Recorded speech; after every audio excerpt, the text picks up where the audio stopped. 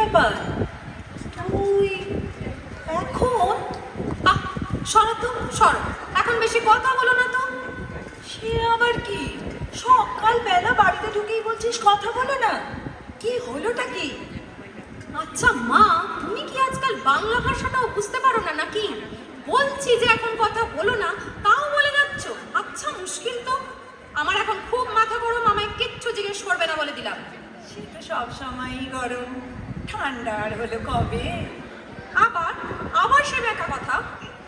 যাকে এখন বেশি কথা না বলে আমায় একটু কড়া করে কফি করে দাও তো, আমার মাথাটা খুব ধরেছে।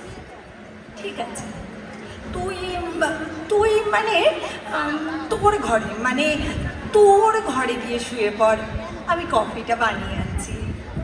জানি মা, জানি। আমি আমার ঘরেই যাচ্ছি গো, আমাকে মনে করাতে হবে না। তোমাদের ওই সোনার পালঙ্কে আমি শুতে যাচ্ছি না বাবা। উফ, বচন বটে মা জননী, কোনো কথার সোজা উত্তর নেই। বাপ যেমন, মেয়ে হয়েছে ঠিক তাই। যাই, কড়া করে কফি করে আনি। মহারানীর মাথাটা তো ঠান্ডা হোক। ভগবান জানে বাড়িতে কি করে এসেছে। এই নে কফি। কি হলো সকালবেলা এত মাথা গরম হয়েছে কেন? কার সঙ্গে ঝগড়া? শাশুড়ি না বর? কে ঝগড়া করলো?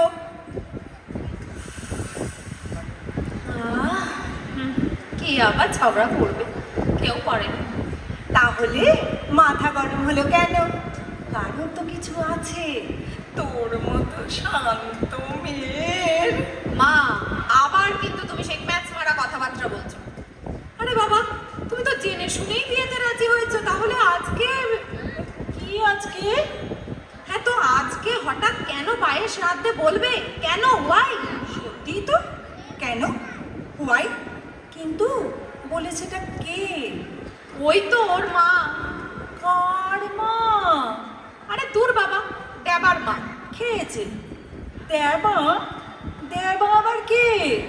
কে আবার? তোমার জামাই। দেবা? ওর নাম তো দিব্য। ওর মা ওকে দেবা বলে। ও আচ্ছা আচ্ছা, ঠিক আছে ঠিক আছে, দেবাই সই। তো উনি কি বলেছেন? আরে বাবা, সকালবেলা একটু শান্তি করে চা খাচ্ছি, হঠাৎ বলে উঠলেন, টুসু। সে আবার কে? টুসু? আমি আমি উনি আমাকে টুসকি বলেন না, টুসু বলেন। ও আচ্ছা, সব নতুন নতুন নাম। আমার দেয়া নামগুলো সব বদলে গেল। ও তো তারপর?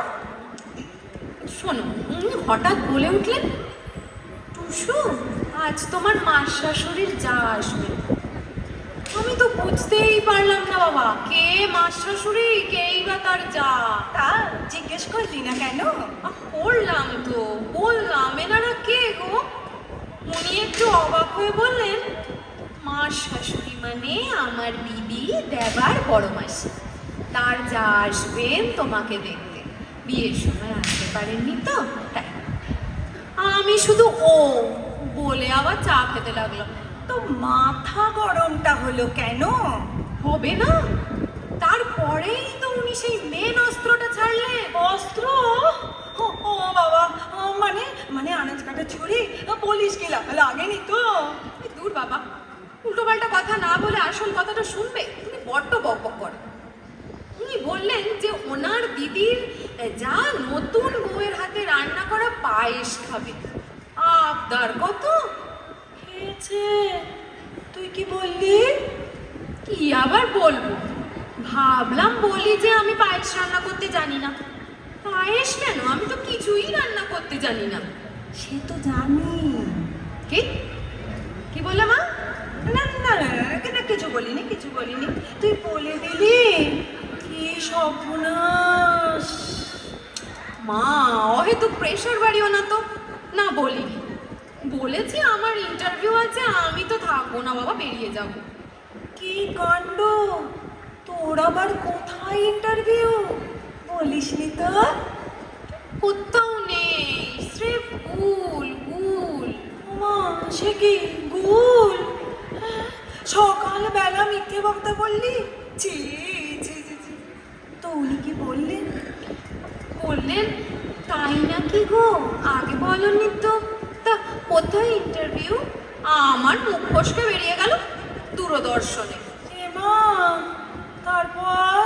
তারপর তারপর উনি ওনার সেই শান্ত শান্ত গলায় বললেন, ও বাবা, সে তো সল্টলেক থেকে অনেক দূর, আমি যাব তোমার সঙ্গে। কেলেঙ্কারি।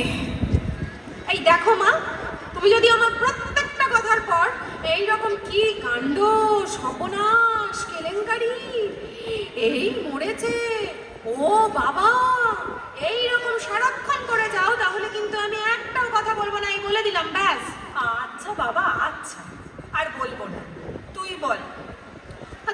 বাড়ি থেকে তো বেরিয়ে পড়লাম, কিন্তু যাবো ওটা কোথায় ভাবতে ভাবতে তোমার কাছে চলে এলো, বুঝলে? বেশ করেছিস, এখন একটু শুয়ে থাক।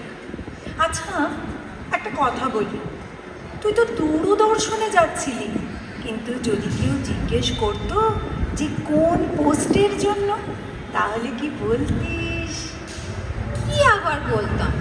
বলতাম যে নিউজ রিডারের জন্য। কেন, কলেজে পড়ার সময় আমি 3 বছর সতীনাথ স্যারের ক্লাস করিনি? সতীনাথ মুখার্জি। তুই সতীনাথ মুখার্জির কাছে গান শিখতি? কবে? এই দুধ দেরি। গান নয়, গান নয়, কবিতা, শ্রুতি নাটক, নিউজ রিডিং, তুমি না সব ভুলে যাও। ও বাবা, উনি এসবও শেখাতেন? জানতাম না তো। আরে বাবা না গো, ইনি তো সেই সতীনাথ মুখার্জি নন। ইনি নাটক করেন, কবিতা বলেন, খবর পড়েন। তুমি তো রেডিওতে ওনার নাটক শুনতে খুব ভালোবাসো। ও মা, তাই তো, আমার ভুল হয়ে গেছিল রে। উফ, গলাটা কি দারুণ না? তো ওখানে তুই খবর পড়াও শিখেছিলি? আমি তো ভুলেই গেছিলাম। হ্যাঁ, শিখেছি তো। আচ্ছা আচ্ছা, তো এবার কি করবি, মানে ফিরে গিয়ে? এখন ওসব জানি না, আগে চান করি তারপর। ঠিক আছে, যা যা, চান করে আয়। একবার খেতে খেতে কথা হবে, যা। উফ, মাছের ঝালটা যা হয়েছে না, দারুণ হয়েছে। কাল কিনেছো নাকি? হ্যাঁ, কাল দরজায় এসেছিল, তো ভাবলাম ডিম ভরা পার্সে তো তুই খেতে খুব ভালোবাসিস, তাই কিনে নিলাম। যতক্ষণ চান করছিলি ততক্ষণে আমি মাছটা রেঁধে ফেললাম, ভালো করে খা। গ্র্যান্ড হয়েছে বাবা। বাবা থাকলে খুব ভালো হতো বলো, বাবাও তো পার্সে খেতে খুব ভালোবাসে। হ্যাঁ, তেনার কি আর সময় আছে? তিনি হলেন রাজস্থানের রাজপুত্তুর। মানে? মানে আবার কি, তিনি তো রাজস্থানে ট্রান্সফার হয়ে মহা খুশি। খুশি? সে আবার কি? খেতে খেতে কথা বলিস না, বিষম খাবি। হ্যাঁ, ওনার খুব আনন্দ হয়েছিল। এইবার উনি রাজস্থানের মরুভূমিতে ঘুরে বেড়াবেন আর খুঁজে বেড়াবেন তেনাকে। বাবা, কাকে গো? কাকে আবার? ডিম্পল কাবাডিয়াকে।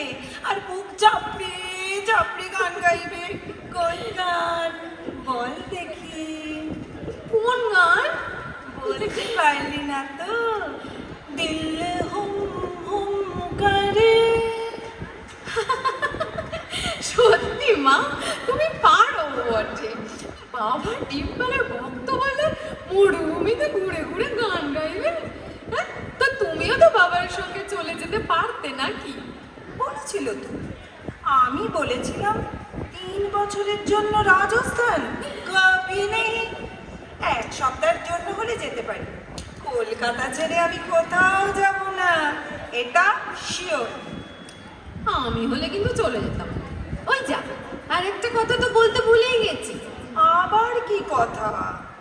শোনো না, 2 দিন আগে আমরা রাত্রিরে খেতে বসেছি, তখন ওই দেবা বললো যে উফ, ওই দেবা আমার।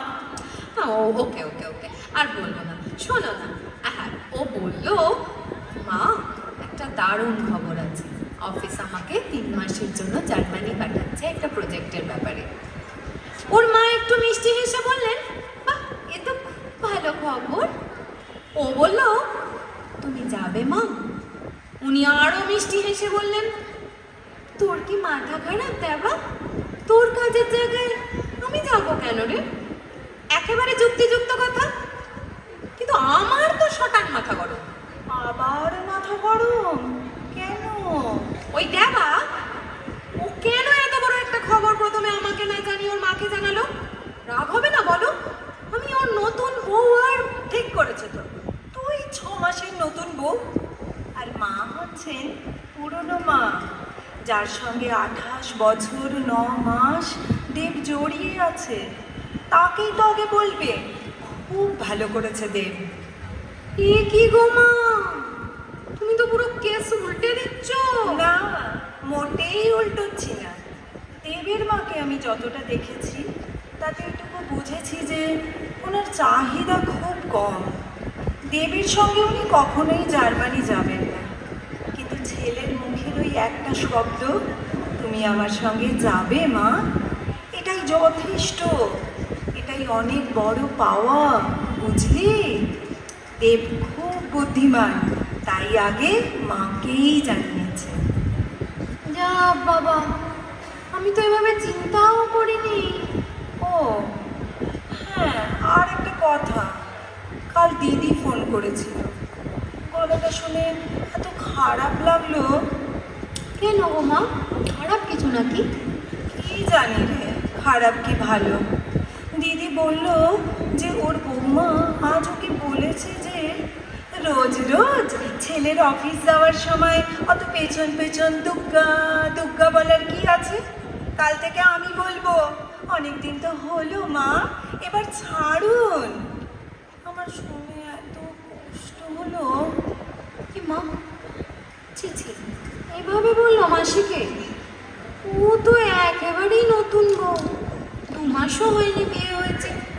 আমার শাশুড়িও তো ছেলে বেরোবার সময় দরজার কাছে দাঁড়িয়ে দুগ্গা দুগ্গা বলেন। কই, আমি তো কখনো। বলবি না মা, বলবি না, কখনো বলবি না। মায়ের মুখে ওই দুর্গা নামটা ছেলের কাছে কতটা মূল্যবান তা আমি জানি না, তবে মায়ের কাছে এটা মহা রক্ষা কবচ। সব মায়ের বিশ্বাস এই কবচ তার সন্তানকে অলক্ষ্যে থেকে রক্ষা করবে। যে মা দরজা অব্দি যেতে পারে না, বিছানায় মৃত্যুর অপেক্ষায়, তিনিও ছেলের বেরোনোর শব্দ পেয়ে মনে মনে বলেন, দুর্গা দুর্গা দুর্গা দুর্গা। তুমি আমাকেও কাঁদিয়ে দিলে। আমি এখন যাই মা, ওখানে গিয়ে বলবো আমি পায়েস রান্না করতে জানি না, আজ আপনি রাঁধুন, আমি দেখে নি, আমি না হয় অন্যদিন রাঁধবো। এই তো আমার লক্ষ্মী মেয়ে। দেবের মা বড্ড ভালো রে টুস্কি, ওনাকে কষ্ট দিস না। ওনার ওই অত ভালোর সঙ্গে তুইও আলোর মতো মিশে থাক মা, মিশে থাক। আচ্ছা আচ্ছা আচ্ছা মা, চোখ মোছো এবার। শোনো, এবার আমি আসি, বুঝলে? হায়, কাল তো তোমার রাজস্থানের রাজপুত্র আসবে গো। যাও এখন তার জন্যে রাজস্থানি রান্না করো গিয়ে তো। আমি আসছি, কেমন? কি হলো, বললে না তো? দুগ্গা দুগ্গা। এই তো বলছি, দুর্গা দুর্গা দুর্গা দুর্গা দুর্গা দুর্গা। নমস্কার।